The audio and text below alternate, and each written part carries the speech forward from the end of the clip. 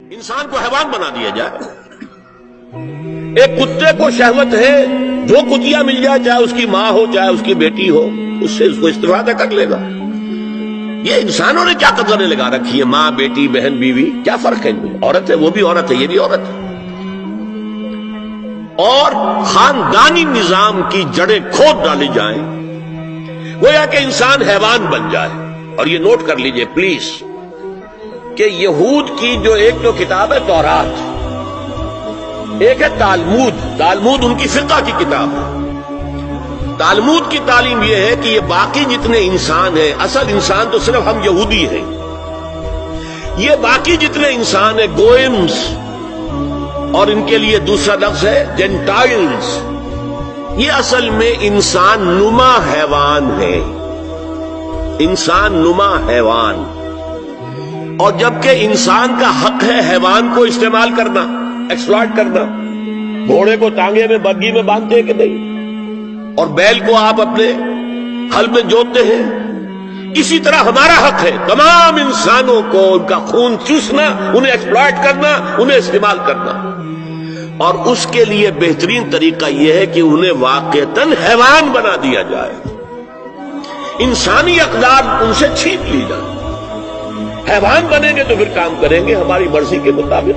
یہ انتقام یہ لوگ یورپ سے اور امریکہ سے، عیسائیوں سے بھرپور طریقے پر لے چکے ہیں. شرم اور حیا نام کی کوئی شے نہیں ہے، عصمت و عفت کا کوئی حساب نہیں، کوئی ذکر ہی نہیں. اور گواہی ہے کیا ہے؟ پریزیڈنٹ کلنٹن نے کہا تھا 2 سال پہلے یا 3 سال پہلے، وہ جو ان کی اینوئل سپیچ ہوتی ہے، state of the union address, اس نے کہا تھا ان قریب ہماری قوم کی اکثریت حرام زادوں پر مشتمل ہوگی. یہ حرام زادے کا لفظ میں نے ترجمہ کیا ہے born without any wedlock. ایک تو ہوتا ہے ایک مرد اور عورت کی شادی ہوئی ہے، نکاح ہوا ہے، پھیرے پڑے، کچھ بھی ہوا ہے، لیکن اعلانیہ طور پر وہ اب شوہر اور بیوی کی حیثیت سے ہے، تو ان کی اولاد ہو رہی ہے، جائز اولاد ہے. ایک بغیر شادی کی اولاد ہو رہی ہے تو یہ حرامی ہے، حرام زادے ہے. انہوں نے کہا کہ ہماری قوم کی اکثریت حرام زادوں پر مشتمل ہے. ہومو سیکسولیٹی، لیسبینز، گیز، اور بالکل ڈکلیئر کرتے ہیں. پادری ڈکلیئر کرتا میں گے ہوں، سینیٹر ڈکلیئر کرتا میں گے ہوں. انہیں کوئی شرم ہی نہیں، اس کے اندر کوئی حجاب نہیں، اعتراف کرنے کے اندر کہیں بھی کسی طرح کی رکاوٹ نہیں، ہچکچاہٹ ہی نہیں. جنسی لذت ہر طریقے سے حاصل کی جا سکتی. زنا بالرضا ہو تو کوئی جرم ہے ہی نہیں. ہاں زنا بالجبر ہو تو جرم ہے کہ یہ مغرب یہودیوں کی سازش کے تحت اور امریکہ کی عظیم قوت کو استعمال کرتے ہوئے، سول سپریم پاور آن ارتھ، آج یہ ہمارے گرد گھیرا تنگ کرتے چلے آ رہے ہیں کہ ہمارا معاشرتی نظام بھی تلپٹ ہو جائے، درہم برہم ہو جائے، ہماری اقدار بھی ختم ہو جائے، ہمارے ہاں بھی عورت اور مرد بالکل برابر ہونے کے مدعی ہو کر میدان میں آ جائیں، عورت مرد بن جائے، مرد عورت بن جائے، مردوں کی شادیاں ہو جائیں کہ ایک مرد شوہر اور ایک مرد بیوی اور رجسٹر ہو جائے شادی. لیسبینز کی شادیاں ہو جائیں کہ ایک عورت شوہر ایک عورت بیوی اور رجسٹر ہو جائے شادی. یہ سارا کام ناقل ارض ننقصها من اطرافها. اس کی مثال کیا ہے کہ پہلے اس پروگرام کے تحت 1994 میں کانفرنس ہوئی قاہرہ میں، عرب ورلڈ کا وہ مرکز ہے. دوسری 1 سال کے بعد کانفرنس کر دی بیجنگ میں، اور اس کے بعد بیجنگ +5 کانفرنس ہوئی ہے. نام اس کا کیا تھا کانفرنس کا؟ Women 2000، gender equality, development and peace for the 21st century. Preparatory document میں نمبر 1 ہومو سیکسولیٹی کو نارمل سیکسول اورینٹیشن قرار دیا جائے. کوئی جرم نہیں ہے. مرد مرد سے شہوت نانی کرے. عمل قوم لوط، ایک شخص جو ہے عورت سے اپنی خواہش پوری کرنا چاہتا ہے، ایک مرد سے کرنا چاہتا ہے، تمہیں کیا اعتراض ہے؟ نمبر 3 عورتیں گھر کا کام کاج کرنے سے انکار کر دیں یا اس پر ویج طلب کریں، مزدوری دو ہمیں، محنت دو تب ہم کام کریں. یہ چولہا جھونکنا، یہ روٹی پکانا، برتن دھونا، یہ اس کے لیے ہمیں اجرت چاہیے، لیبر چاہیے۔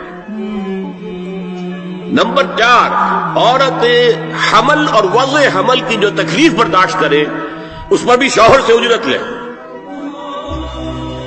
نمبر 5، اگر کسی وقت کسی عورت کی طبیعت آمادہ نہ ہو ہم بستری کے لیے اور شوہر مجبور کرے تو اسے میریٹل ریپ قرار دیا جائے، یہ زنا بالجبر ہوگا جس کی سزا دی گئی، شوہر اور بیوی کا معاملہ ہے۔